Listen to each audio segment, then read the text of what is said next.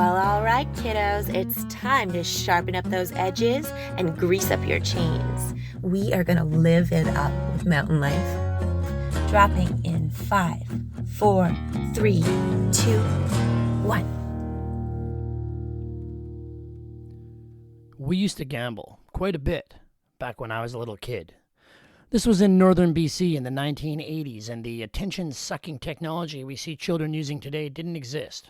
Playing cards was one of the only things to do when it rained on camping trips, or on long-haul motorhome missions where no one ever wore a seatbelt, or cold, dark winter nights with your family at the ski chalet. Once, in grade 4, a bunch of buddies and I got in big trouble for shooting dice for Skittles on a 5-hour train ride to Kassan Historical Village. It's an incredible place, Kassan, a living museum of the Gitxsan indigenous peoples of northern British Columbia.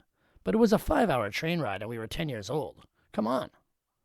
And we'd bet on stupid things like running races in gumboots, or who could do the biggest daffy on the ski hill, or whether or not a kid would eat a spider collected from the window frame of the school.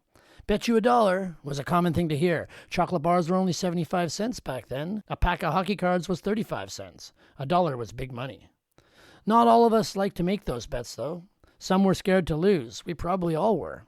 My buddy Brian Johnson masked it the best, though. He'd say, "I don't bet suckers. I buy 'em at the candy store." That stuck with me. Even 4 decades later, I can still hear Brian saying that. In fact, it may even be responsible for my lifelong aversion to sports betting or casinos. Who wants to be a sucker? As adults, as mountain people, we gamble more than we might think. We bet on the weather when we book a shred vacation, when we choose what ski run to hit next, or how many laps of mid-mountain POW we should go for before lining up at the alpine lifts.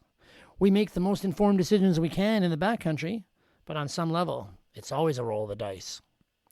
But even beyond all that, for some of us, a lot of us, maybe all, there comes a point in our lives where we need to ignore the fear of losing, the fear of making that sucker bet. Because at some point, you are the sucker if you don't bet on yourself. Happy New Year's, Mountain Lifers. My name is Feet Banks, and this is the Live It Up with Mountain Life podcast. Today, we're connecting with someone who went all in on her own creativity, her talent, and her vision. Katie Burrell is on the show today. You may know Katie from any number of popular online videos such as Influencer, Dream Job, Still Solo, Toxic, Mountain Bike Girlfriend, and more. Katie's first feature film, Weak Layers, opens in theaters across Canada tomorrow, and she's here talking about betting on herself and her ideas to make the leap from ski scene celebrity to the hallowed grounds of Hollywood and beyond. But first, let's hear from our longtime supporters and friends over at Jack Wolfskin, makers of sustainable outdoor clothing, gear, and footwear. For almost 40 years, the Jack Wolfskin name and paw print have been a symbol of their trailblazing spirit and regard for nature. Inspired by an expedition in northern Canada in 1981, they've led the pack with innovative, eco-conscious technologies, a commitment to social responsibility, and forward-thinking outdoor apparel and equipment designs. If you haven't seen the Jack Wolfskin paw print before, it's because they've only just completed their newest den here in North America. Jack Wolfskin will see you in the wild, wherever that is for you. And because we always like to test gear here at Mountain Life, I've been walking around and hiking in the rain and snow lately wearing the Jack Wolfskin Bike Commute Mono Jacket. It's been keeping me dry, it's been keeping me warm, and I'm digging the extra length of the sleeves and the cuffs. There's a little pocket in the lower back that would be handy for hiding important documents if I was a spy, or for energy gels if I was a biker. I haven't biked in this jacket. It's a biking jacket, but it's also just a really good jacket.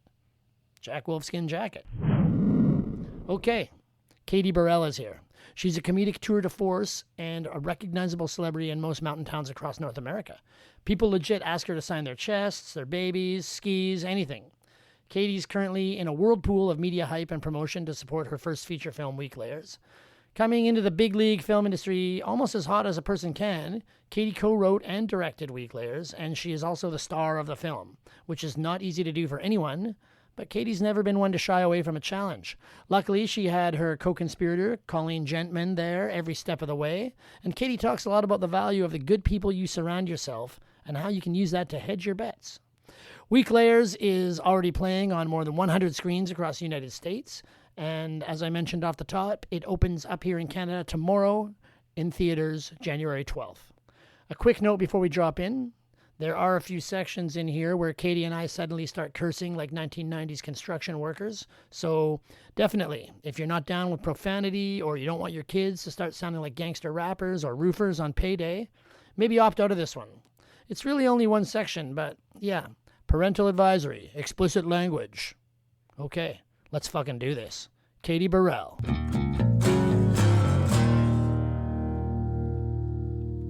Yeah, you should just relax. Okay. I feel like it's probably been a pretty hectic couple months. It's been a really hectic couple of years. Yeah. But the last couple of months in particular have ramped up. I mean, we came out of the gate so hot in January with the January 5th opening weekend in theaters. And so it was like the holidays straight into arguably the busiest month of my life. But we're doing it. We're doing it. We're in 100 theaters across the US right now, and then 25 in Canada next week, which is insane to me. That's exciting. When does it start in Canada? Sorry. The 20 opening weekend in Canada is January 12th. Okay, that's So good to know. It's in Cineplexes on January 12th, and then a few other smaller theaters a couple of days after that. Where are you right now? That doesn't look like the Joho trailer park in the background. It's not the Joho trailer park. I'm in Hollywood, baby. Oh, Hollywood. Yeah. That's much nicer. I don't think I've ever had romantic feelings for a hotel room before, but I'm really starting to understand why people fall in love with like the Eiffel Tower and like marry it now. Like those shows. Have you seen those? Yeah. Where they like fall in love with an inanimate object. Like I'm fully ready to get down on one knee for this hotel room. It's the most stunning thing I've ever seen in my life. Amazing. Yeah, we already started because I like cutting in randomly anyhow. Katie Burrell, comedian, writer, actress, director, creator of popular internet content, retired, hopefully forever, marketing executive. We pray. When you think of all this, of everything you've done in the past, decade or plus, did it all start just because you fell in love with a dude in university who was into stand-up comedy? Rupert Common, my stand-up comedy crush in college. Yeah, he is why I went to my first stand-up show. I had done a lot of like drama stuff in high school, so I was already like really into that. So he was already like my type, you know what I mean? Yeah. And then in university, when I went to the show with him, I just realized like, wait, people are doing this for real. Like, this isn't just like the talent show that I would do every year at high school or like the musical. Like, this is real. And I had gone to tour. My mom took me to tour the UVic theater school because we figured that would probably be like a good spot for me as an undergrad was theater school. And I don't know what happened or why I chose in the end. I can't remember why I chose in the end to go to McGill and do poli-sci, but I think there was probably some sort of like pragmatist, realist conversation going on in my head that was like, you can't really have a career in the arts, let's be real. Yeah. And so I went to McGill, but then I met all of these people at McGill who were doing things like creating short films, writing for the Red Herring, the satirical magazine, doing stand-up comedy in all of these comedy clubs around Montreal. And I met Rupert through a mutual friend, and he took me to a show, and I had a major crush on him. And he did 5 minutes, and I was like, oh man, I could, if I did that, maybe he'd like notice me. And so I started doing stand-up, and I was funnier than him. And then off I went. And I don't have a crush on him anymore, but I do love him to death forever. Yeah, but, I feel like it was a bit predestined that you would have ended up where you are no matter what. I think so. A nice jaunt on the other side of the country instead of, hanging out outside the theater school with all the other goth kids at UVic. Yeah. And I think there was a bit, I think I went to McGill in part. I think I was a little nervous if I went to like UBC or SFU, I would just ski all the time. Right. And not actually just do my school. And going to the East Coast, you're less tempted to go like slide around on ice with a garbage bag over top of you at, St. Anne or wherever the hell. For sure. You had the skiing bug already. Did you do any racing or anything like that when you were a kid, or was it always just for fun? It was always just for fun. It was like a family weekend thing. But then in grade 11, I took a year. I played basketball pretty hard in high school, and I took a year off of basketball to be a ski instructor. That was my first job, was a ski instructor in grade 11 at Kid Zone at Mount Washington. And that's when I really got into like skiing super regularly and meeting like mountain folks that were making a life and a career out of it. And I think that's where grade 11 is when I really like saw, oh, you can like have a whole life doing this stuff, you know. Crazy. Well, skiing is why we're here today. Where I'm going to try and talk about a bunch of other stuff as well, including grilled cheese sandwiches. But Amazing. your first feature film, co-writer, director, it's called Weak Layers. As you mentioned, it's out in 100 theaters in the States. It's coming out in Canada on January 12th, on streaming, I think, at the end of the month for rental or to buy. February 6th. Yep. You've talked about this a lot in the past couple months, but so we'll try not to spend too much time on Weak Layers. But how's it been? Are you still riding a wall of stoke after these in 2+ years of work and just to see it out there and to get the feedback from people? Totally. I mean, for me, creative work and this life, it's always been about an audience for me. Like I love to entertain an audience more than, I think it's like my number my number one passion in life is connecting to an audience and playing for an audience. And so in the year of post production, um there were days where it was a real slog, you know, because you don't have that. It's the interesting thing about film versus online content is it's a long game in terms of the validation hit, right? Yeah. Versus content. Colleen and I, we'd shoot content, we edit it in 2 days, and we put it on the internet for our delight of watching people have fun with it, right? Yeah. And it's a really quick kind of like validation hit, frankly, or like, oh, that bit is working. And stand-up comedy, you get the validation like immediately on stage, you get the laugh, boom, there it Yeah. is. Film, you're like, you know, a year of writing, a year of prep and pre-production, you know, 3 months of shooting, whatever, or I mean, yeah, and then a year of post, really, and getting it until it's in front of audiences. And so when we got to Banff for the premiere, the Banff Mountain Film Festival, I was nervous. I was really nervous because it's like the stakes were so much higher, you know. And having now been able to show it to audiences, it's just the best feeling in the world. And it's made me like the movie again. You Yeah. know, I think Yeah. during post, you start to hate it, right? You're like, Totally. oh God, this moves so slowly. These characters are so annoying. What was I thinking with this idea? You know what I mean? Like, and then you go to theaters and people laugh at the thing you laughed at the first time you saw it, but Yeah. 100 times later, you don't think anything's funny anymore, or don't think anything's entertaining anymore. So having an audience come in it's just given me new life and new energy. And this is the joy of this whole process, really, is giving it to the audience it was intended for. Did you find joy in the writing process? I think this is probably was your largest writing thing to date as far as what you've made. Were you laughing at your own jokes while you were writing it? Does that ever happen? You just set me up here to tell you that I laugh at my own jokes. Well, I mean, that's But yeah, I always say if you're laughing while you're writing it, that means you're having fun. That means it's going to be good. my dad always says, wouldn't say it if I didn't think it was funny.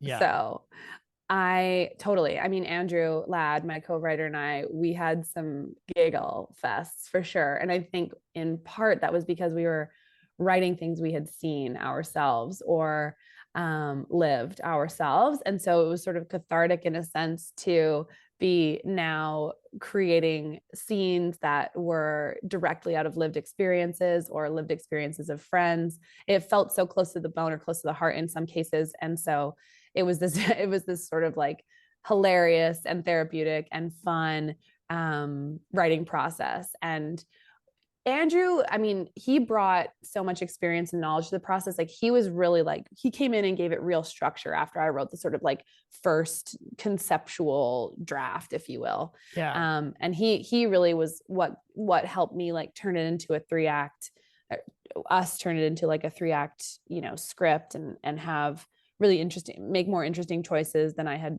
originally. And even thought about, like the way he asked questions and the way we sort of dove into the characters in a deeper way. And then a lot of times what would happen is he would be like, what if we did this like structurally?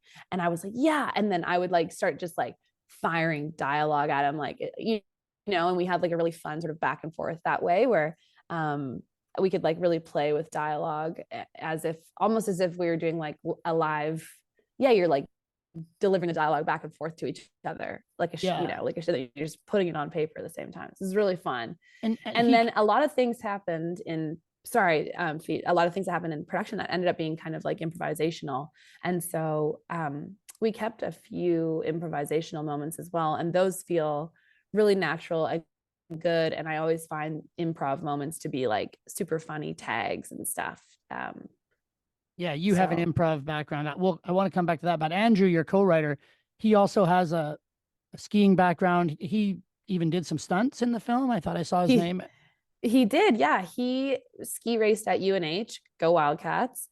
Fun fact, my best friend, Carter, her dad was the ski coach at UNH. So we had this like crazy small world moment from either sides of the continent when we first got on our first Zoom call.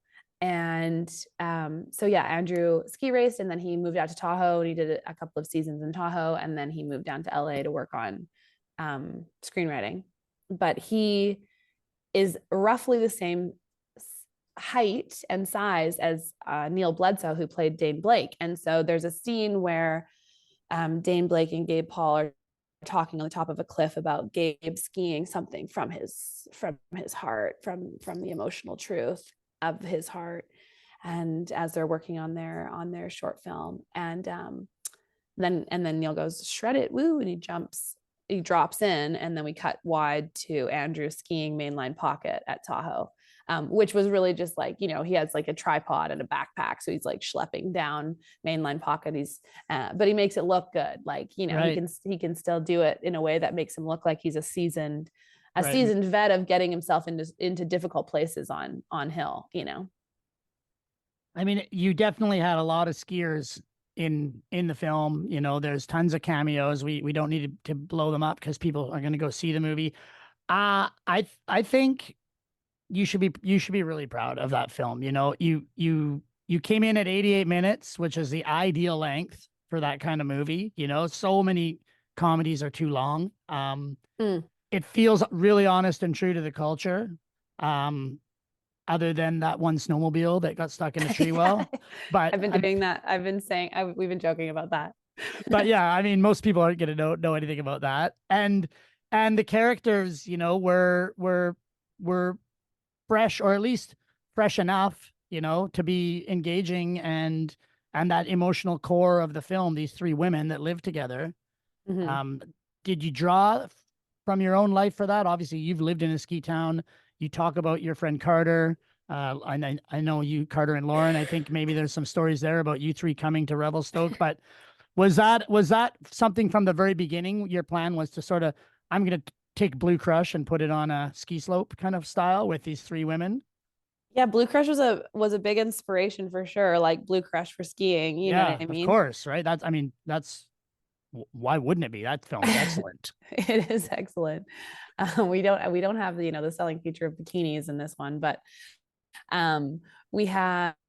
I moved to Revelstoke after university with Lauren, Carter, and Margot, and we lived in a 2-bedroom apartment in bunk beds, 4 girls to a 2-bedroom apartment in bunk beds, and then our buddy Dave would sleep on a mattress on the floor in the living room.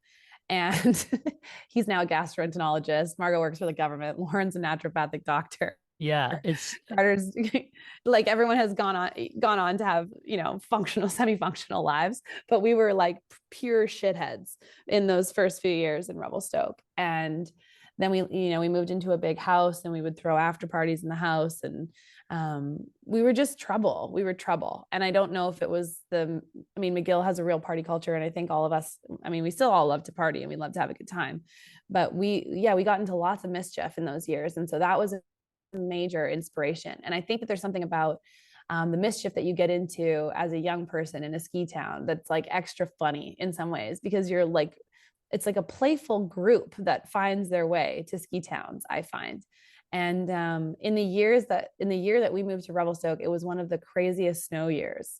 2010, 2011. It was a crazy snow year. And we met so many people that moved there that year that still live there. Like it just sucked people in that year because of the way that the weather system was that year.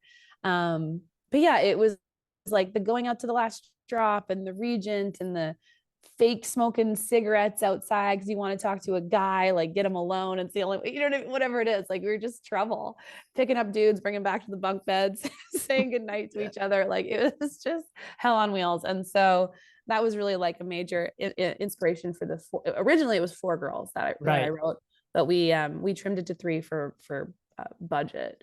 Right. And we also felt like 2 of the characters kind of were the same person. So we just blended them into one super person. And yeah, those early days are definitely a major inspiration. And Andrew had similar stories from UNH racing, where they had a bar that they ran, like they literally ran a bar out of their dorm room, like the UNH ski racing boys. So I don't know if it's like skiers in general that are just kind of troublemakers sometimes, but I wanted to bring that kind of rowdiness in and have that element in the film, but also make sure that there was a real story as well. It wasn't just like partying and shitheadery, you know, and a personal growth story is ultimately what grounds the entire film, with a little side romance tangent just to keep people that are into that happy as well. Yeah, of course. So the chemistry between you and Evan, I believe the fellow's name is, that plays the romantic interest. The chemistry there was really fantastic. All the actors and actresses did great work, but you guys really clicked. And I wondered, did you train as an actor, or did you just learn by doing over the years? I it's definitely learned by doing. I guess I trained in high school, and funnily enough, I reached out to my high school drama teacher who's a fantastic drama teacher. Like he went above and beyond as a high school drama teacher. We did plays that ended up touring with him. And I told him about this opportunity, and he came on, he helped me get ready for it. And I was nervous about this Mr. Anderson, Hugh Anderson. I just got to give him a shout out.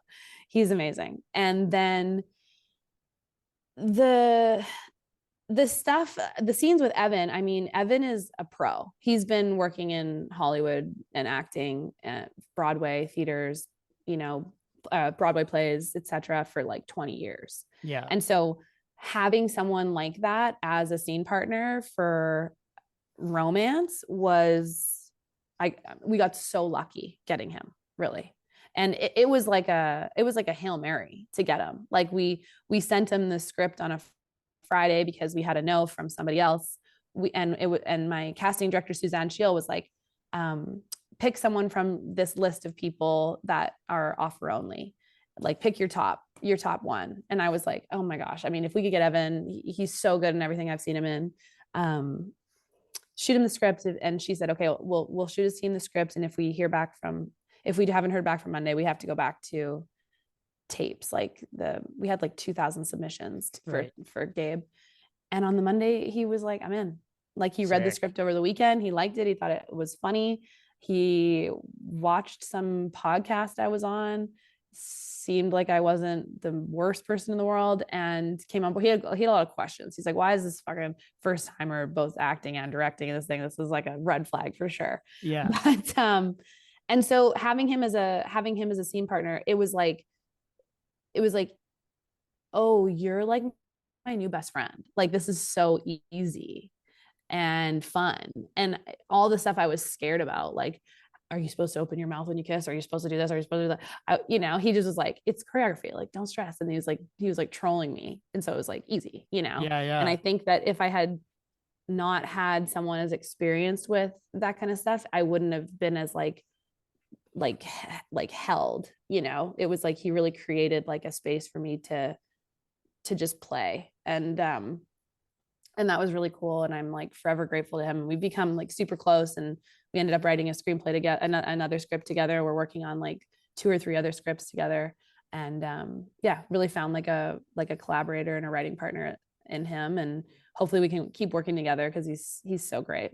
And Was that the most difficult part for you of the whole thing? Was getting the acting up to that level, or was it, the directing, the writing, the just general organization of it all going in green? But what was the biggest challenge for you with so many hats on this picture?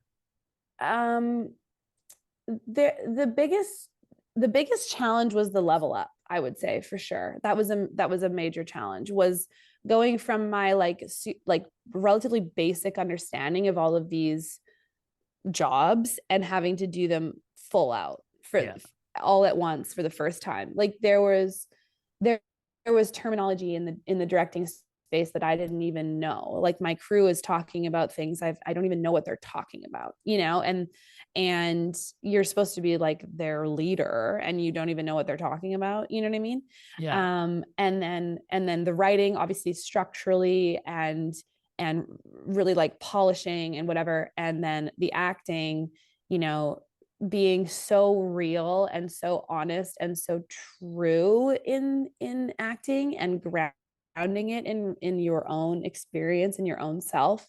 It's super vulnerable, and it's scary. And I credit everything that I was able to pull off to the team, Right. because every single job I had support. I had collaborators. I was not having to do things on my own. In the writing space, I had Andrew and Jared and Mark and Sig sending notes. In the acting space, I had incredibly experienced scene partners who, like Evan, like Neil, like Jaden, who weren't expecting me to direct them like, so top down, this is how it's got to be. It was playful, it was collaborative. And then same with my crew. I called a spade from the beginning. Look, guys, you're hired and you're on this team because you know more than I do. And as a director, like, Christopher Nolan literally said it in his Golden Globe speech. He's like, you just bring people together and you let them shine. And I had the same experience on my first feature, which was, I got really, really, really lucky with a crew that Ryan DeFranco, my DP, and our G&E team, right down to our PAs, Cree and Chris, and our key grip, Soul, like every single person brought 110%, because because they were all fantastic, but also because they knew that they could show up and they could do the work the way that they feel good to do the work. I wanted the set to feel like we were all contributing. It wasn't super directive in that sense, and it felt collaborative. I feel like in some ways it sounds kind of like hokey, maybe as like I was the vision holder, and it was my job to just correct. It Right. wasn't my job to like boss people around and tell them how it's got to be. And then I was really fortunate as well to have Colleen Gentleman, who, like, Colleen and I have done everything together. Anybody that knows me knows Colleen, right? Like, Yeah. she's my right hand girl. And she was on monitor. So in my performance, I could like look to her, and we would always like talk before any scene, and she'd know what I'd be like going for or what I would want the other cast members to be going for. And so if Yeah. it was like a little off, like she could correct it as well. So it was like many heads and many hands make light work in a sense. And so I don't feel like I went and did this on my own, and I'm wow, I did all 3 jobs. It's like, no, I did like 50% of all 3 jobs, and Yeah. people Yeah. came in Yeah. and, like, you know what I mean, supported me along the way. And having Colleen there, you could probably just glance over and lock eyes with her, and you could communicate, we got it, we didn't, do it again, try this. And that, that same time saves energy and allows you to be almost in 2 places at once.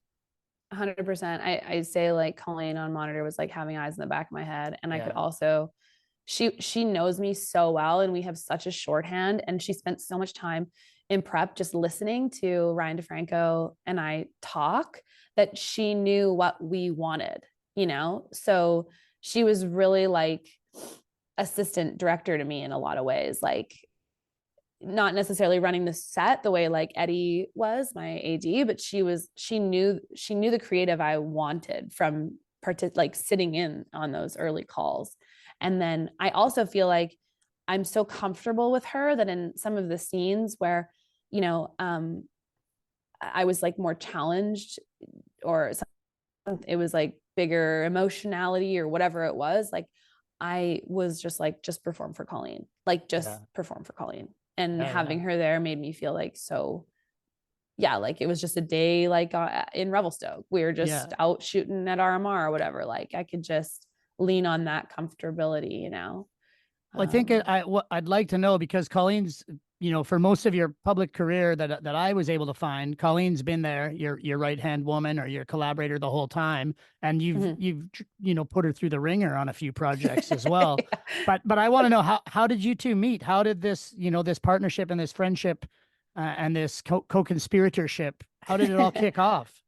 We met via Leah Evans, who is a pro skier and founder of Girls Do Ski, and she was listening to both of us talk about needing each other. Right. And she invited us both on a hiking retreat that she had put on in 2017. And it was one of those things where Colleen and I were just walking in the back of the pack on this hiking retreat, because we kept stopping to like look at each other and like talk about these ideas. Sorry. And we spent like 3 days on this hiking retreat being like, and then what if we did this and we could shoot this and da-da-da. And Colleen had done like a lot of brand videos, and she was like chasing athletes around and feeling like she was just shooting the same thing over and over and over. And I was doing stand-up, and I was feeling limited by stand-up. I wanted to start creating video content. I really wanted to make movies, but I was like, you gotta walk before you gotta crawl before you can run. You know what I mean? And so I wanted to develop myself as a writer, director, actor. And Colleen wanted to develop herself as a DP in the narrative space, or outside of just, you know, minute and a half brand content for, you know, Gore-Tex or whatever she was working on. And so, and she was also like, you know, shooting athletes is great, but it loses its creativity. It had lost its creativity for her in the way that what interests her. And so we had these like very symbiotic kind of interests in terms of production. And after that hiking retreat, Colleen got home, and there was this email in her inbox that she felt was very much like a sign. And it was a $10,000 grant from StoryHive, which was what funded like the first part of our career, really. Yeah. And so she applied for it, and we shot a minute-long spoof of called Influencer, which was like this girl who was like dying to be an outdoor influencer and would put her body at risk consistently to like try to make that happen. And it was in like kind of the early days of influencing in 2017. And so we put that out, and that got greenlit to produce more. And so we got $10,000 again to turn that into like a pilot. And we shot a pilot, and that was an absolute junk show. I will say, we will both say, we had no idea what we were doing. We had $10,000. That goes so fast. We had these big ideas and no real idea or training on how to take these big ideas and put them on the screen. And that is it's forever a challenge, is your imagination. The real skill in film is understanding how you take your imagination and put it on the screen. And so it's like this soft skill of imagination into a hard skill of like technical knowledge to make it real, you know? And that's what weeds a lot of the wheat from the chaff. I mean, I'm sure it happens to you where you're out at Après or something and someone comes up and says, you know what you should do? And I've got a great idea for a movie. You know, go ahead and do it. And so few people ever do. I Right? know. I do. I do. I do.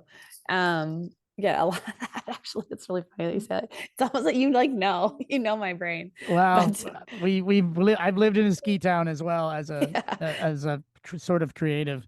Yeah. That influencer film, you know, it got a lot of attention. It was, you know, satirical and but the parody kind of came true. Like you predicted the future a little bit. I know it's really funny. Like, we and I think people love to put you in your place. You know what I mean? Yeah. Especially after you've like roasted something or teased something. And I did like an influencer bit for like a year. I was like playing a full character on my Instagram for like a year as like I could be pretentious and call it a public art display and installation, or I could just be like, yeah, I was just like literally taking the piss for like a Yeah, year. yeah.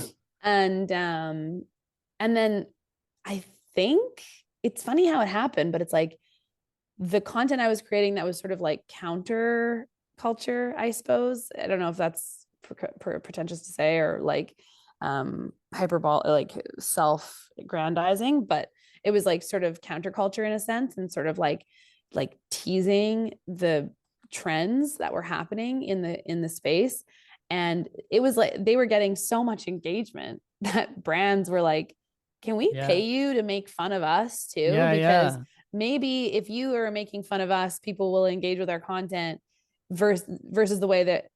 And I think like what happened was, I mean, not sure, I'll take your money. You know, I remember having a conversation with my buddy Andrew McNabb, and he's a guide and he's like a purist when it comes to like skiing and ski culture. And I was like, it's just like, I did the bit. I've already done the bit. I don't want to keep doing the bit. And he was like, take their money. Yeah. Like, Yeah. who cares what people think if you're a hypocrite or what? Take the money. Like, it's okay to get paid for your creative work later. And so Totally. at this point, I'm like, how, like, really, you guys want me to do this bit again? But like, whatever, you want to pay me, I'll take your money. And so I think that evolution where brands started seeing like, I don't think people ultimately want to be sold to. They want to be entertained. And I say that every time I get on the phone with a brand to this day. I'm like, look, I'm not going to create this the way you think your audience wants this, or it's safe for your audience. Yeah, yeah. For your And marketing team, what they think they want. Totally. This is got to be entertainment. And the brands that work with us understand that. And we've had like a really strong success rate with it at this point. So I'm kind of like able to be like, the numbers show that this hero marketing is a little bit played. But over here in this creative space, like entertaining people, surprising people, tricking people into watching or whatever, like that's how you know, we've gotten lucky, I suppose. And did you ever? So yeah, I have done tons of influencing work, but I've done it my way, you know, yeah. which we have, Colleen and I have used. She's literally lying on the bed over there, and like while I'm talking, of course she's here. I saw her at the beginning helping out. But we have used all of the influencing and content creation work that we've done as a way to drill ourselves as DP creatives, writer, director, actor. Like it's been like it's like our film school is how we looked at it, right? And so every time a brand pays us to create something, we're doubling down. We're like, how can we get better? How can we learn? How can we push the envelope for ourselves? And we have this vision where we're like, we want to make movies, we want to make TV. So let's constantly be using every opportunity we get to our advantage as learning. You know, how do we push ourselves? How do we learn? We're both like very consistent on continually trying to learn. And every then chance we get. Sometimes you probably get in over your heads, and that's sometimes how you learn the best. And I'm thinking of Coach. I was wondering if you were thinking of Coach. We got majorly in over our heads on Coach, and I take responsibility there. That's on me. Yeah. We did Dream Job. We had 50,000 to do Dream Job, and then we got invited to work on Coach, and we had less than 50,000 to work on Coach, and it was a bigger job in a Yeah, lot of ways. it's well, the finished product is 4 times as long. It's 4 times as long. We traveled all over the world.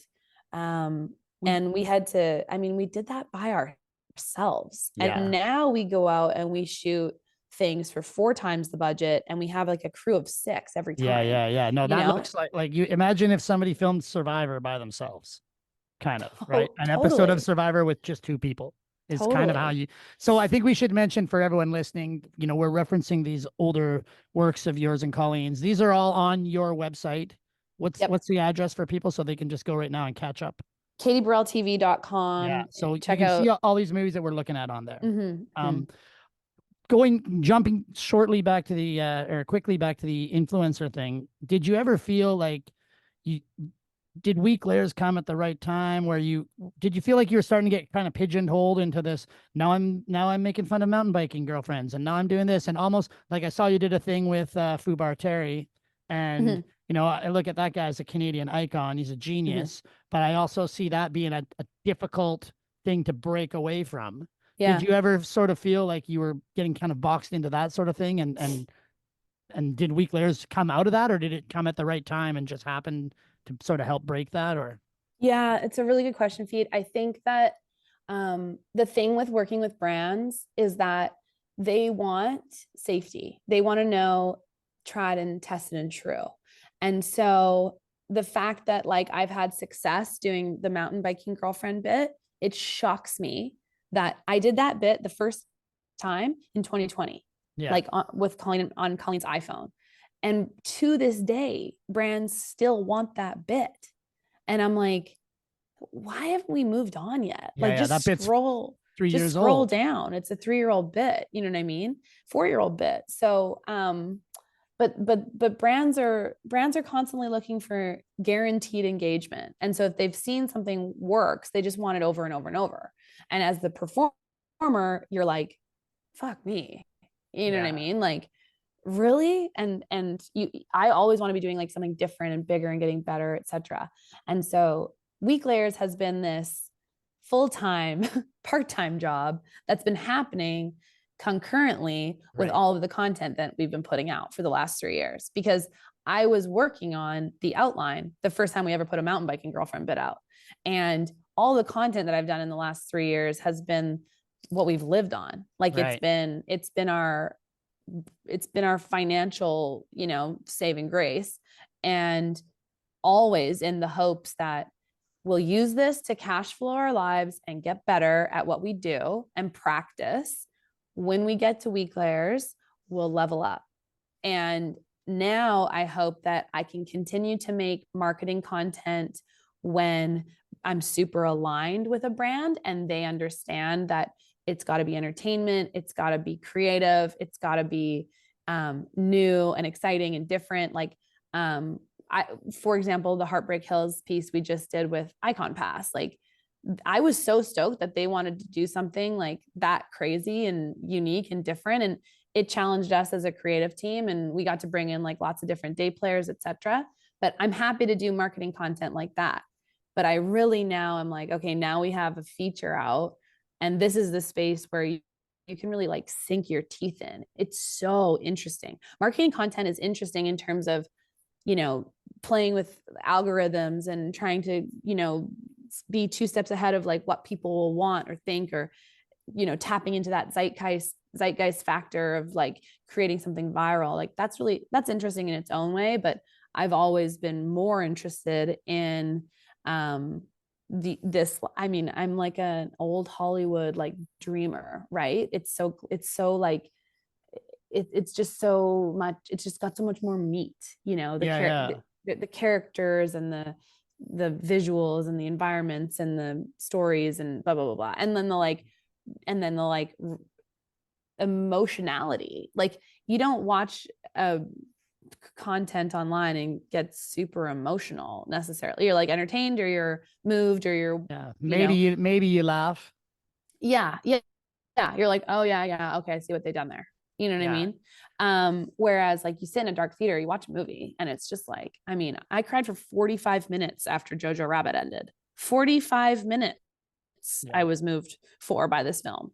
Like that is, I wanted to ask about, because you definitely, have called yourself a content creator, but I always sort of, I sometimes literally spit on the ground at the concept, because to me, like, content, that's just filler, right? And it's it's filler to sell people shit they don't probably need.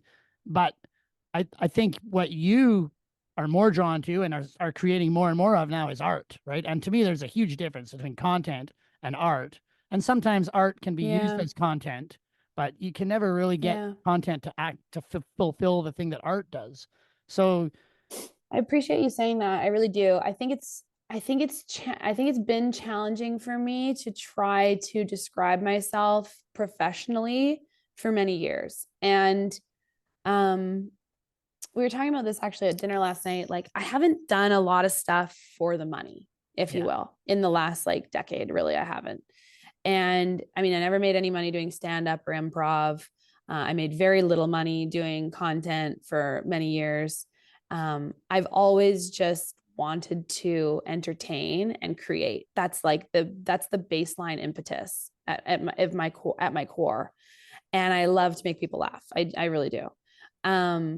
But I think I played myself down almost to myself, because it was like easier for the masses in a way. And I mean like microcosmic masses, but people to understand where I fit. And whether that was brands that wanted to pay me to like literally pay my rent or whatever, or just like audiences like taking me in. There's been like confusion. Are you a skier? Are you a pro skier? Are you an influencer? What are you? And you're not going to be like, I'm an artist. Fucking deal with it. Like, I mean, it'd be kind of awesome if you did do that, though. You're like, oh, like I'm a marketing professional. I'm a content creator. You do it to be like, you do it in a way to be like palatable, or available in a way. People are the same as brands, right? They like what they recognize, right? So if you tell them something that they don't know what it is, that's off-putting for people, right? Because they feel. But if you say, I'm something, oh, I know what that is. Oh, great, you're one of those, right? Yeah. And I feel like it'd be really nice if I could get to a place in my career where I don't need a title so much, or even a last name, just Katie. Except for my name's Katie, which is like the Mike of female names. Yeah, it's not as good as Hansel. No, it's no Cher or Madonna. You know what I mean? It's Katie. I mean, which makes it even kind of awesomer if you could pull that off. If I could pull that off, that'd be a miracle in itself. I just think like to have like the people that you work with, like, and consistently work with, just know what you can bring and know what you bring to the table, and have an awareness of it, and have an awareness of your body of work. And so, we could bring in Katie as this, or we could bring in Katie as that, versus like, who is she? What does she do? What's the generic labeling of her? Labeling has been challenging for me for forever. I want to take it way back. From where I sit, it seems like you've always worked, whether you're faking it or not, with a great sense of self and a confidence in self. And of course, as an artist, I'm sure a lot of times, sometimes that's a bit of a facade and you're shitting your pants in the background. But I want to talk about where that comes from and growing up. You're a Vancouver Island kid and an only child. Tell me about your parents. Did their sense of humor instill you? I mean, only children are typically known as the kids that are forced to hang out with adults earlier on because they're just dragged around, right? Rather than playing with their sibling in the corner. But what was it like for you growing up? My parents are amazing. I'm super close with them. I love them to death. They're the best. And my mom, Dawn, the way I have distilled it as to my understanding as an adult of my own personality is my mom is like she's hyper observant. She's critical. And she's sharp as hell. And so I feel like my observational wit and like critical thinking has really come from her. And my dad is like the man in the room, the guy in the room that everybody wants to be around. He's like the man. He's Charlie. Charlie Burrell. Everybody loves this guy, you know? And when he starts telling a story, it's over. Like it's a performance, right? Yeah. And so, and I grew up, I feel like it was like I was raised on dinner parties. And so at a dinner party, you know, growing up, it was like someone had the floor when they had a story. And the way that they would tell stories and having everybody laugh you know, it was just like, that was how you got the attention. And that was how you got the room, was to tell a really great story. And I can remember at like 15, I ended up with this really great story for the first time in my like young life. And it was this story where I had gone to France, and it's a long story, but actually that's the screenplay that Evan and I have just written, is the story. Right. Your first successful story. Yeah. And my dad looks at me and he goes, tell the story. And it was like this coming of age moment where it was like, I now had the adult's attention, and I did this story as like a bit, right? Yeah. And you got the laughs, and then you got the big laughs, and then you got the emotional payoff. And after that experience, I was like, I was like, I've entered the realm of the adults around the dinner table telling stories. And my parents are super social. We always had friends over and their kids and for forever out at Sprout Lake. And so I told that story, and I was like, oh my God. And I've been like, I guess I've been chasing that high at the dinner table on the deck ever since. But my dad used to do like local theater. He did theater always. And I remember he did like The Wild Guys in Port Alberni, this play. And he had these lines about, he had like, his character was the funny man. He ate beans. They were like out lost in the woods, and he ate beans, and then he got gas, and he was getting these laughs from the crowd.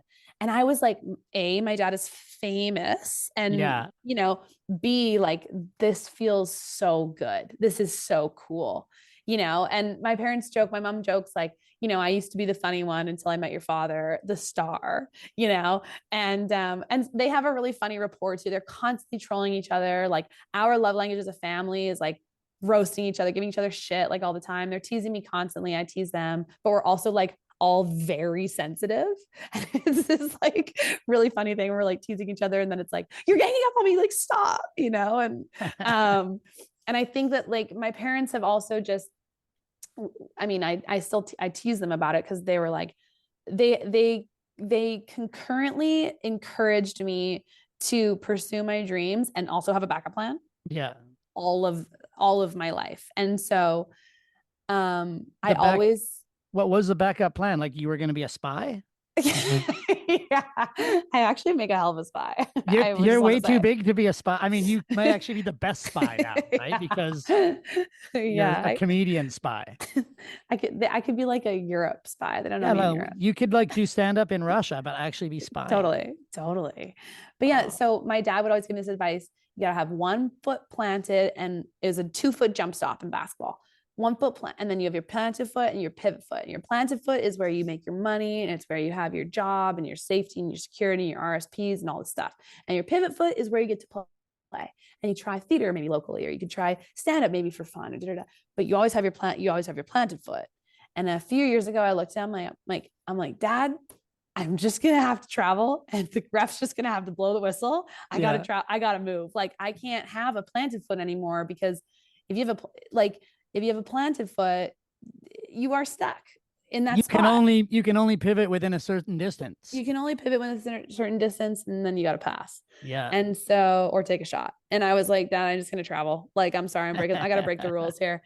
And my parents, you know, I think that they're like anyone, like, they're scared. They don't want me to fall flat on my face. They don't want me to fail, and they want me to be safe and taken care of. And I've been risky. I've been risky with my money, with my career, with quitting my job in 2019 to pursue, art. Yeah. Yeah, exactly. And look at me go. Look at me redefining myself. Thank you, Feet. No But problem. and now they see it starting to work, and they're like over the moon for me. Yeah. And sharing it all with them is like my favorite thing. Like, I'm posting on my Instagram for my mom and dad. You know what I mean? Perfect. Like, Wow, that's probably the best way to do it. I yeah. also feel like, and whether they realize it or not, I feel like probably part of the reasons you're able to take those risks is because you have a safe place to land when things do, if they did go wrong. You have their love, you have their support, you can always step back to the pivot Yeah. foot kind I'm of. so lucky that way. And I don't take it for granted ever. To the point that I was like, I don't want to be this. Like, I don't want to be the millennial artist that falls back on her parents because she has parents that can afford to like look after her if she fails. Like, I don't want to be that person. I always just Yeah. like, I want to make my own money. So I've had 2 full-time jobs forever or more than, because I just don't want to be that person. There've been periods in my life where, like, during the Dream Job tour, I moved home. I lived at home for a couple of months, which was hell. We did not live together well as adults. But but like, Coach went so badly from a financial standpoint, and my parents stepped in and helped. And we call them executive producers of Coach. And it's like a running joke where I was at like a panel, and someone asked how the film was financed in post-production. And I was like, actually, our executive producers are in the room tonight with us, my mom and dad, the bank of mom and dad. And Yeah. I don't I don't take that for granted. I don't take that privilege at all for granted. And I just hope that, like, what I do in the next 10, 15, 20 years with my career, like, I can do the same thing for my kids. It's like the only really way you can pay it forward. You know what I mean? Yeah. So So you left the island, you went to McGill, you became a stand-up comedian. How did you end up in Revelstoke? Did you choose Revelstoke, or was it a whim? it was a whim for sure. Lauren Goss, who's a naturopathic doctor in Revelstoke, it was her. She was like, we wanted to do a ski season together, Lauren, Carter, Margot, and I, and we were sort of like talking about whether it should be Whistler or Sun Valley or we didn't, Tahoe, where should we go? And Lauren was like, it's Revelstoke or bust. It's Revelstoke or bust. And Lauren to this day is like the most Revelstoke person in the world. Like, she is thriving. But she managed to get her 3 best friends to like move out there with her. And I went because I've blindly trusted Lauren for the entire time I've known her. Anyone that knows Lauren is just like this. I mean, she's a naturopathic doctor. You trust her with your life. You know what I mean? Like, she really is one of those types. And I'm like, if Lauren's going, like, I'll go where I'd follow her anywhere, kind of a thing. And so that's how Revelstoke happened. And I think there was definitely a period of time where I saw myself. I have run away from what I truly desire out of this life a lot of different times in the hopes that I would like fit in a way that would satisfy me, or I would feel comforted by a social circle, or having, a friend group, or I would, maybe that's the only child thing, like, well, now I have this great friend group, but I've always just longed for bigger stages, like challenges, like, and so after a few years in Revelstoke, I just felt extremely like I had tapped everything I could tap there. And for me, my life, I don't want to spend my entire life exploring the mountains. There's more I want to explore, I guess. Do you feel like, I think about, in Revelstoke, there's no stand-up comedy scene there. So you created one. I created one, yeah. You started a comedy night and then a festival. Yeah. So do you think that one of the benefits of these little ski towns is that if you want to do something, you can? 100%. Whereas if you're living on Commercial Drive, like, would that have been easier to make a stand-up comedy night and a festival, or more difficult? I mean, you can run a room on Commercial Drive and you can run a room in Vancouver. And I have lots of friends that do that. And I don't want to downplay that at all. But the thing with Revelstoke, and especially when I moved there, it was like nothing existed. I mean, I shouldn't say that. Nothing existed from not a lot existed from like a cultural standpoint. There was like, a very blue collar industry, but like the stores downtown in 2010, they would just like go away overnight, and I used to do the morning show at Stoke FM with Scott Duke, who started the radio station. And he and I used to have a bit where we'd be like, what stores shut down overnight? Yeah. We would like, well, we saw that the toy store shut down and it's boarded up or whatever. But Scott and I used to talk about how Revelstoke was like a petri dish, and you could take like any idea you had and experiment with it in Revelstoke and see what happened.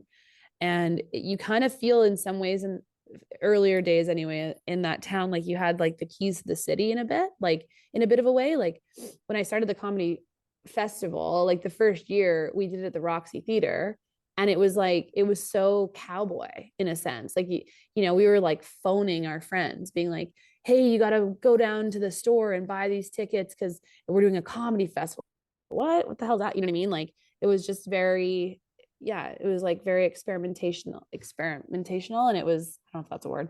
And it was like having this petri dish for your creative ideas. And I've just done so much playing there, and learning there, but it's all been sort of on my own, or like in a very small world. And I think the most, I don't know if relieving is the right word, or like deep soul exciting, I don't know what the word I'm looking for, like thrilling part of Weeklayers was this team. And the first time I got on the phone with Ryan DeFranco, the DP, who is like one of the most brilliant people I've ever met, and he started talking, it was like my brain was being massaged. It was like, oh my God, there's other people this psychotic about everything out there. They're just in New York.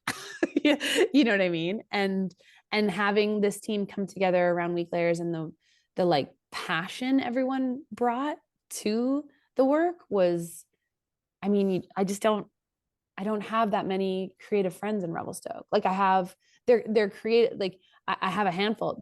They're photographers or filmmakers. They're working on documentary, work, etc. And I'm close with those people, but there's not like stand-ups and like there is, though, I will say, like Revelstoke is unique to me, in my opinion, in that it is, as a result of this petri dish-esque existence, it does have a lot of creatives in an entrepreneurial way. Like they're starting businesses, they're artists, they're, you know what I mean? They're creating. It's just maybe not in the same way that I've always desired to, if you will.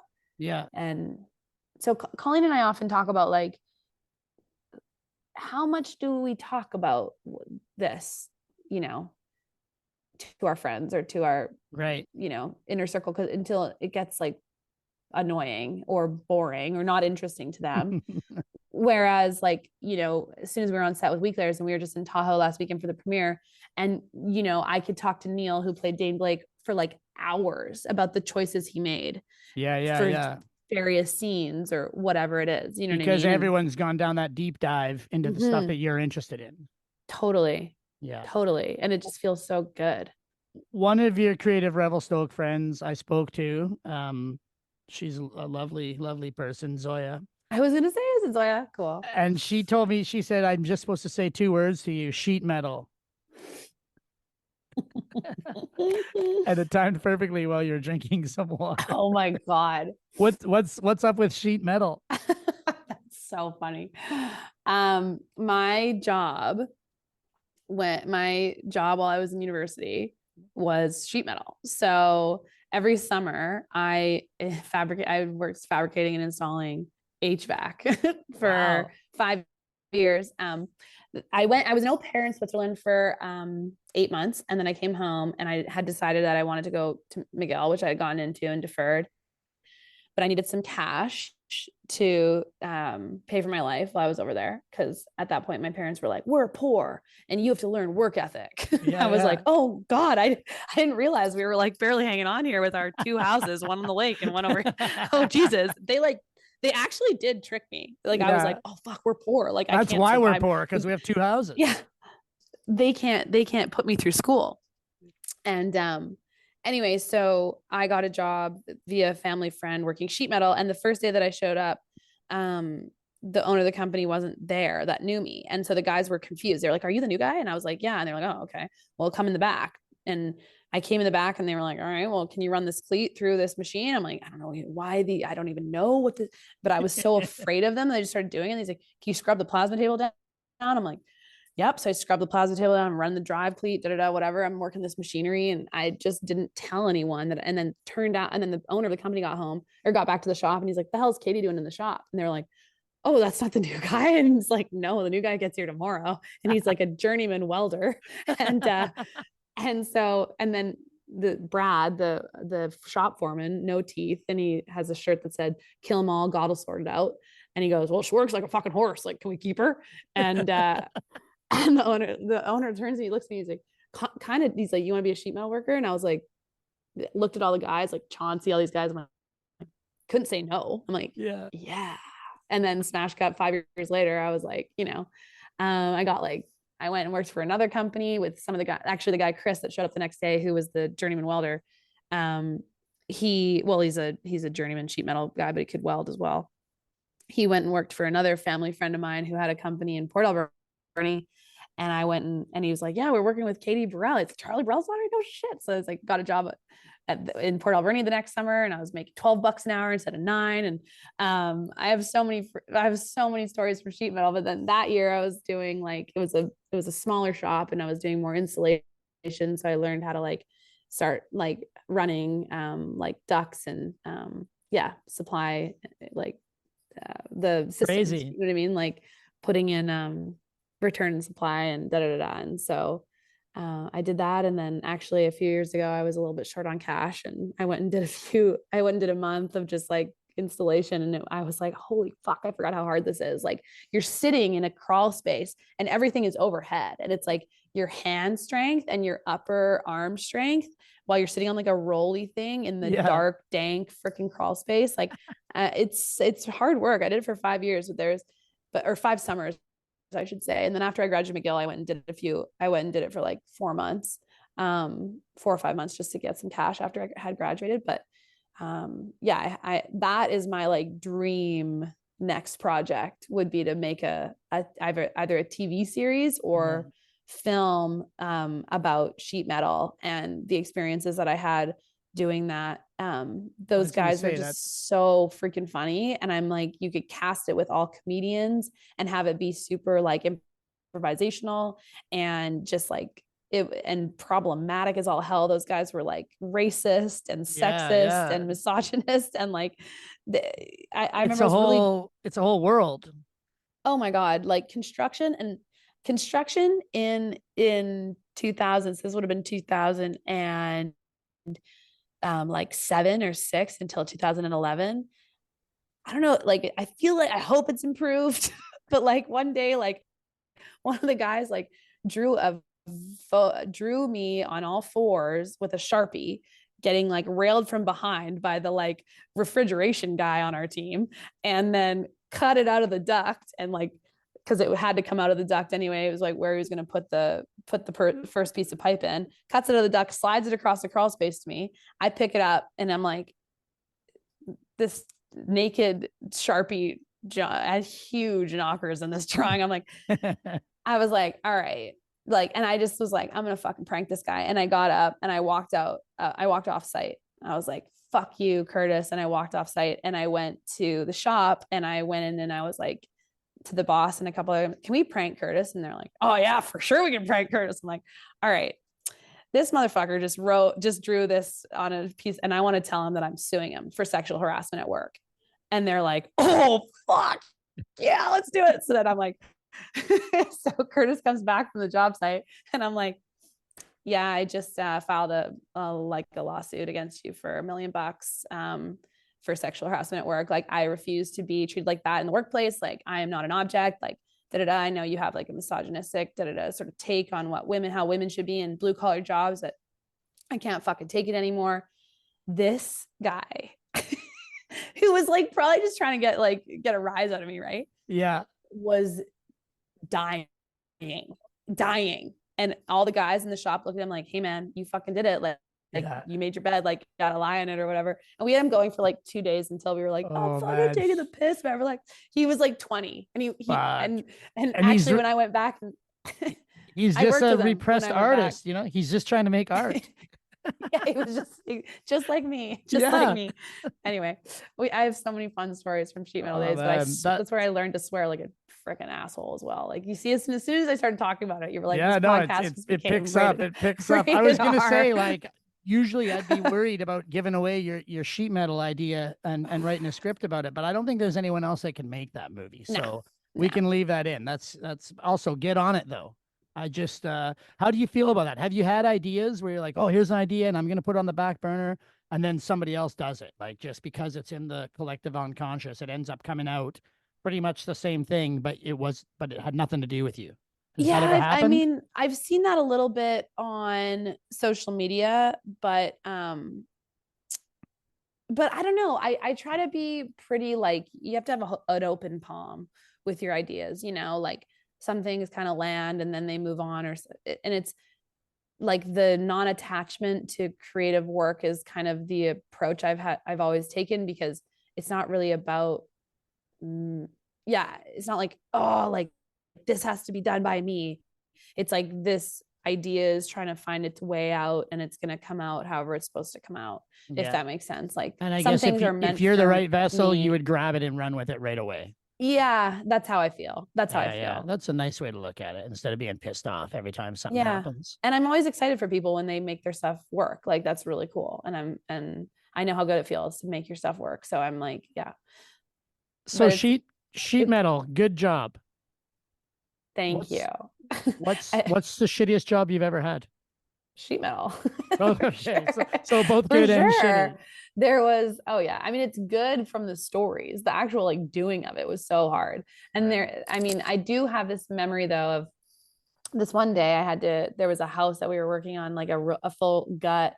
And I got sent down into the crawl space, which was actually like a dirt floor crawl space with like undulating, like kind of dirt floor. And then it had like that dead body plastic covering all over it. And then there were just like dead animals in the frickin' corners. And like, this is an old house, and I had to rip all of the old duct work out, and lying on my back because it was such a small crawl space. I had to crawl through it like a military crawl, like on my frickin' like forearms. Yeah. And I was lying on my back, ripping the stuff out with like a face mask on. It was just like falling on me, and then like I'd kick it out through the hole.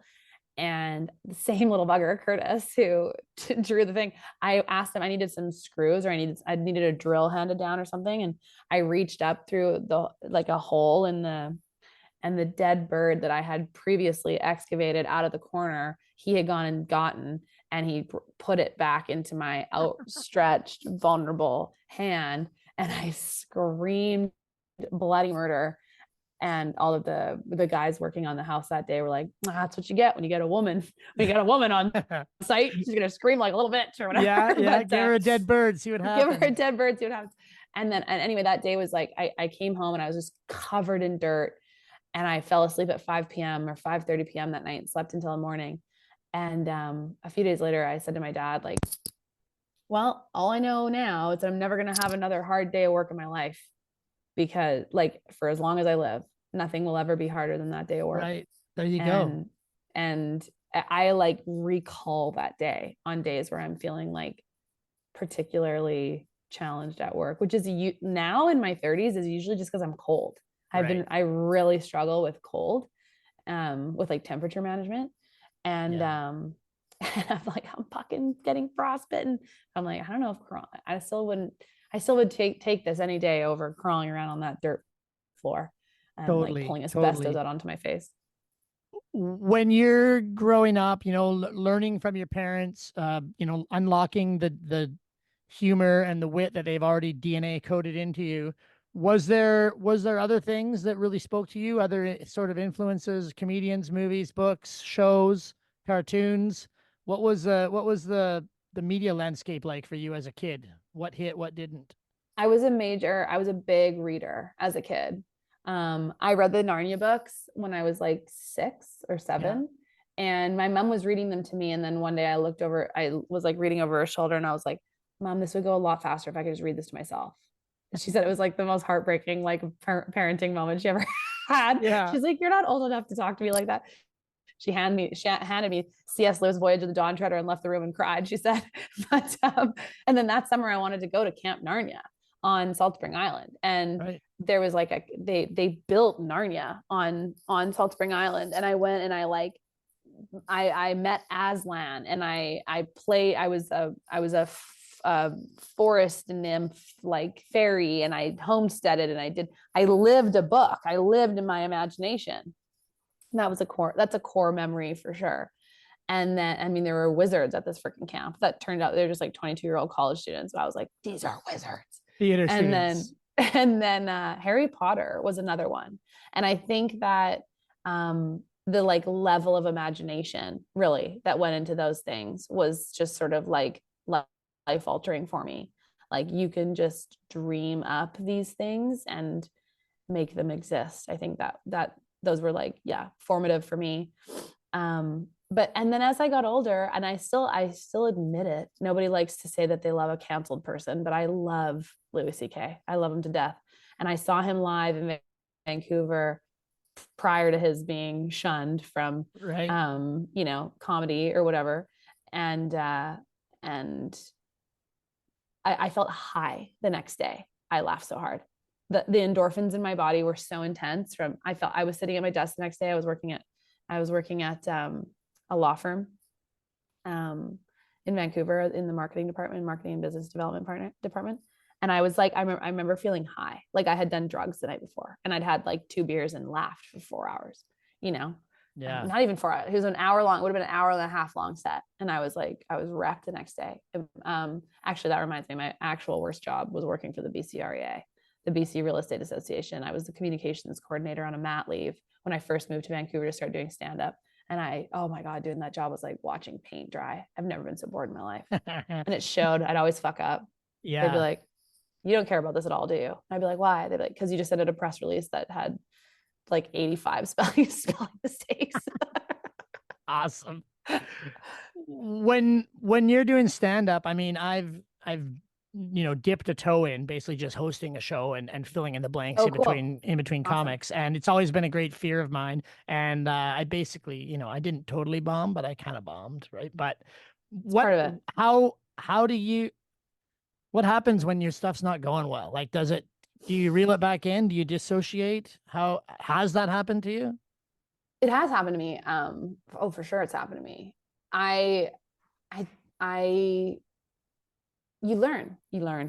It's all data. It's all data, and you have to. I think with stand up, when you're doing it like regularly, you really have to treat every show like data collection because and you got to be tough on yourself, And so recording a set and then listening it back to it, like now I like have a hard, I'm like, I don't want to go watch the press back, or I don't listen to podcasts and like see if I'm like repeating myself, or I don't want to hear it, I don't want to hear myself. But when I was doing stand up, I would listen to every set back and I would take notes and I would criticize myself and like really, and bombing is just data because the audience wants you to succeed for the most part. They don't want to sit there and make you feel uncomfortable. They went out to a comedy show to laugh. They went out to be entertained. So what's happened typically is you've written the joke wrong, or you've structured it incorrectly, or you're tangenting, or you're rambling, or you're doing too much, or whatever it is, or you're just like putting the taglines and the punchlines in the wrong spots. Like it's kind of scientific in some ways, and and so, yeah, you disassociate for sure, and you just can't really take it personally so much, Obviously, it's hard if you have a bad set or a bad show, or it's not landing. Or I got so mad at myself. I had the like holy grail of performing when I was doing stand-up in Vancouver full time, was being asked to do the halftime set at the Sunday service, which is this improv troupe in Vancouver. That's just like incredible. And I got asked to do it. And my closing bit, I put a sentence. I was like trying to do it fast and really land it. And I put a sentence in front of the other sentence. And then the laugh came and it wasn't as big. And then I realized, and then I said, I fucked that up. And then everyone laughed, and then I did it differently. And then they laughed again, and I walked off stage. The set was still fine. It was still good. Nobody complained. Do you think I slept a wink that night? Totally. No. Yeah. I was like, me self like, that's the artist in you. That doesn't happen. That doesn't happen to content creators. I was so mad at myself. But yeah, and then like in Vienna when we were touring, so when we toured Dream Job, I did stand up before every show, or after. And in Vienna and in Europe, like most of those crowds, like the German crowds, like they spoke English enough, and it was always like relatively small rooms, except for when we were in the UK, it was like 1,000 people, and I was like, Jesus.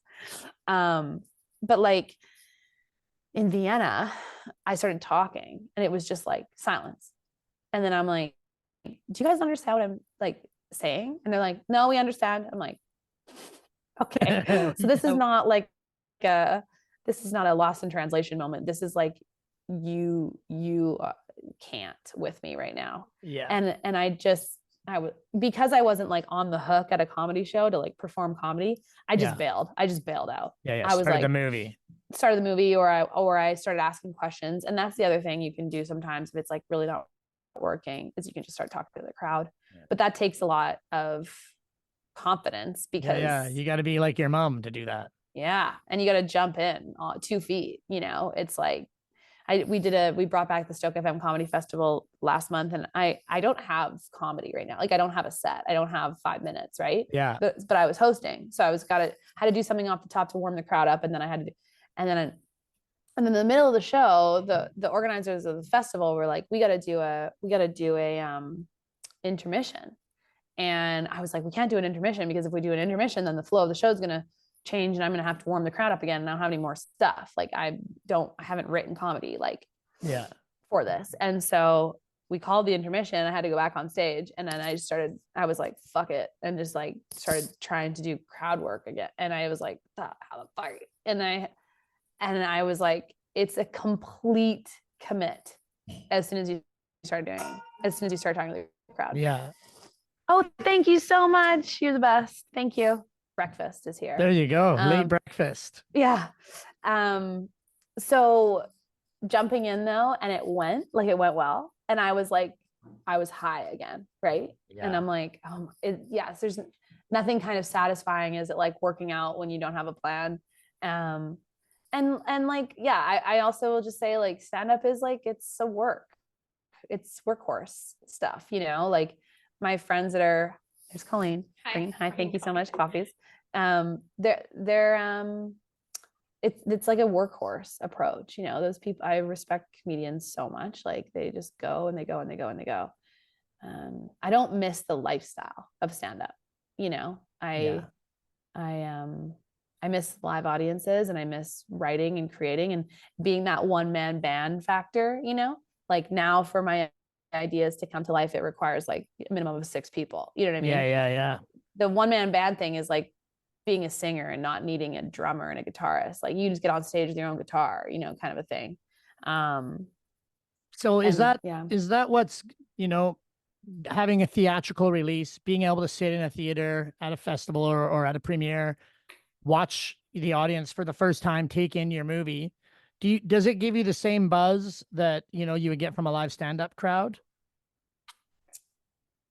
Really close. Maybe not quite as like heavily injected into the veins. It's slower paced, right? So yeah, but really close. And it's more gratifying though, because it's more from the heart. It's more work, and it's more from the heart, and the stakes are higher. And I will say, like with stand up, I think I headlined once, but I was headlining with like a 25-minute set. I was never headlining, like I never had an hour, you know what I mean? Yeah. So I never had that like total satisfaction of a body of work, you know, that I had built over time and nailed and walked off stage like, thank you so much. You know what I mean? Yeah, yeah. I had like a solid 20 minutes where I'd feel really good after, but I was always like queuing out to the headliner, right? Or like opening for someone. Yeah. Or featuring or whatever. Whereas with this movie is it's like, this is the product of, you know, 3 years of work. So it maybe doesn't give me that like intense hit in the same way, because now I watch the movie and I'm like, oh God, I hate this part. I hate this part. I hate this part. I would have done that differently. But having audiences respond to it and feel connected to it, it's like the most surreal experience of my life. And I'm also like, this is also like, I'm in LA right now. It's in New York. It's in Jackson Hole. It's in freaking Lakewood, Washington.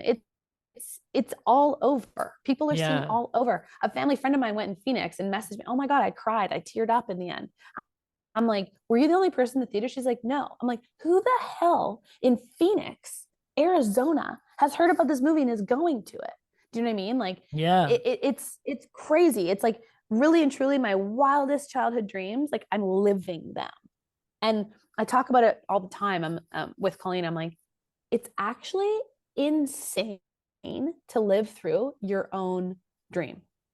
Like I've watched other people having the experience of it. Olympians, athletes, hockey players losing their shit over winning Stanley Cup. And I'm like, wow, that is some people's experience in life is to live through their wildest dream. And I've watched that from the sidelines, like for, you know, my entire life. And I always held this dream and hoped to have a movie and make more. Like all I hope for out of this movie is that people like it and have fun with it. And I get to do it again. You know what I mean? And that it's like a fun watch so that people are like, let her entertain us again. Do you know what I mean? Yeah. To live through it. And it is gone way bigger than I imagined. 100 theaters it's insane to me. And I'm not trying to be like false humility guy or whatever. I'm truly like, I'm living through something I dreamt and prayed for and like daydreamed about.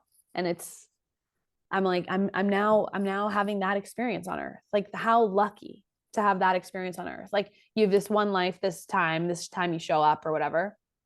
And to be living through this incarnation of myself's dream, I don't know. It's just like, it's so fucking cool. And I'm like, I have zero chill about it. I don't care. I have zero. You know what I mean? I think that's because, you know, the classic saying is luck is the intersection of opportunity and hard work. Right. And you've got over a decade of like, you know, grinding to get there. So totally. You kind of know you earned it. And I kind of feel like I probably have another decade ahead of me. Yeah. Frankly, because I feel like it took a decade to get a movie. Like, and now you know what all the words are on the movie. And now I know what a second AC is.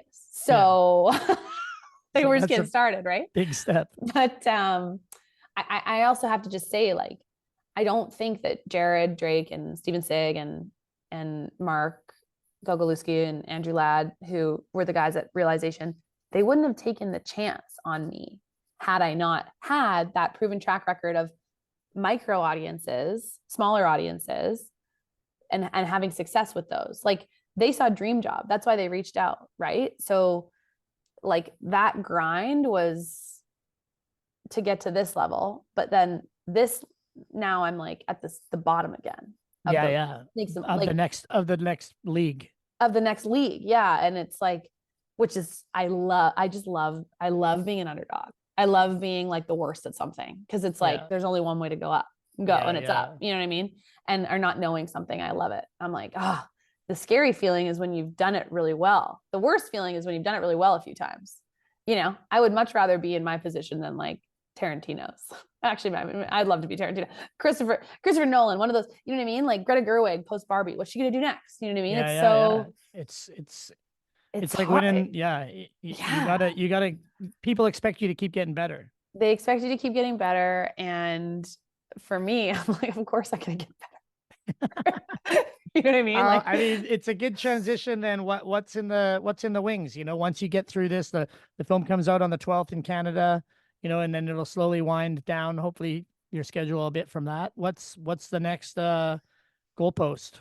the next goalpost in terms of like, you know, film and whatever, we're working on the sheet metal script. We're working on this wine story, my first story script with Evan. We're chopping that around. We're trying to find a home for it. We're working on a couple of other scripts that once they're ready to go out, we'll try to find homes for. And I'd like to do some more education and training this year. Like, I'd like to take some classes and start to really like develop my skills and as far as like the acting and writing stuff goes, and just deepen my toolkit, you know. And Colleen's doing the same thing. She's working on DPing, you know, which for her is also going back to the basics. Like, we shot this short film in Toronto with Brian DeFranco as a DP, and Mishki Vaccaro was the writer director, and I played the lead, and Colleen was the second AC, because she's like now moving out of documentary into narrative. She's got to start again, you know, at the bottom and work her way up to the DPing stuff and like learn the narrative machine, right? So and I feel the same way, like from an acting and writing perspective. Like, I need to be able to stand on my own 2 feet in these roles, you know. I don't want to have to rely on people, you know, to help do everything. And as I develop here, I need to be more self-sufficient in these roles. And then hopefully, you know, with Weak Layers being like a bit of a calling card, you know, maybe it's like, this is what I was capable of with these kind of resources. And maybe I'm capable of more with even more support, you know. I don't know. I think it's a hell of a calling card for a first effort in this league. So exciting to see what happens next. It is. And then I'm also, fun fact, commentating on the Free World Tour in Georgia, which is like probably the scariest thing I'm going to do in 2024. Right. But so yeah, I don't know. I think finding homes for these bodies of work will be the most exciting thing we can do in 2024, for sure. All right. Well, keep us updated. Until then, Weak Layers in Canada, out on the 12th, now playing in America, and the rest of the world, I don't know, just phone your local theater and ask them, I guess. Totally. And streaming on February 6th. Thanks so much for having me, Feet. I also will just say, I'll be in Vancouver on January 15th for a Q&A at the International Village, Cineplex International Village, if people are trying to pick a night that they want to go see it in Vancouver. And if you do want that added experience of a Q&A, I'll be there on the 15th. That'll be well worth it. Fantastic venue as well. Katie Burrell, thank you. Hey, thank you so much. That was a really fun podcast. You asked amazing questions. Next time we talk to you, it's going to be just Katie. Imagine.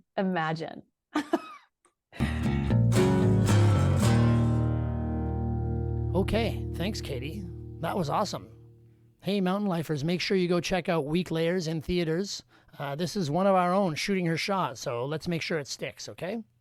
Beyond that, here at Mountain Life, we're deep in the layouts for the latest Coast Mountain print issue.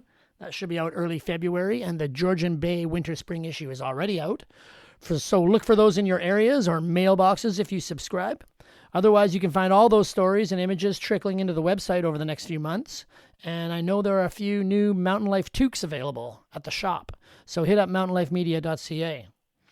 Thanks to Shirai Rules and Adrian Gendro for the voiceover and the music on this pod. And thanks to you for listening.